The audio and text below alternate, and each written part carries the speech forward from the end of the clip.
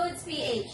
Today, we're making a fizzy and fruity drink, the Yoyo Fruit Soda. You can use any flavor you like, blueberry, lychee, honeydew, but for today, we're using our refreshing Yoyo Green Apple Syrup. For a 22-ounce serving cup, we'll need a 40 ml of Yoyo Green Apple Syrup and 200 ml of soda or Sprite. Plus, a full cup of ice and your choice shaker like fruit jelly or nata de coco.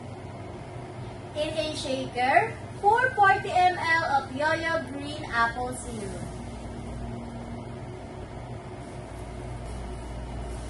Add 50 ml of soda, then mix well to combine.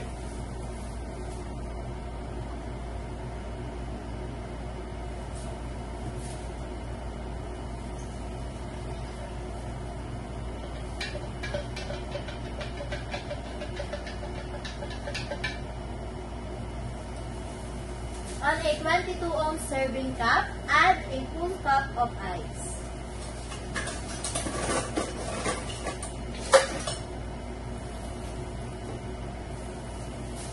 Next, add the mixture.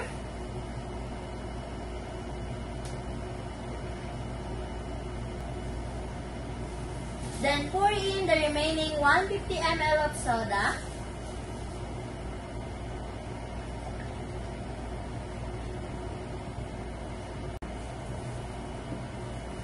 And if you like, add a scoop of your favorite shaker.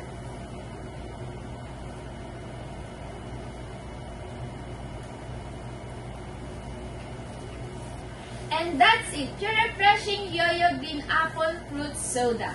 Try this recipe with any Yoyo fruit syrup flavors. All available at Yoyo Foods PH. Follow us for more fun and easy drink recipe. See you in our next video!